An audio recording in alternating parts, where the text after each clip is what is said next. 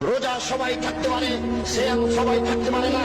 সূর্য ওঠার পূর্ব থেকে ফজরের আজান থেকে নিয়ে সূর্য ডোবা পর্যন্ত খাওয়া পান করা যাবতীয় অপছন্দ কথা ও কর্ম থেকে বিরত থাকার নাম হচ্ছে সিয়াম।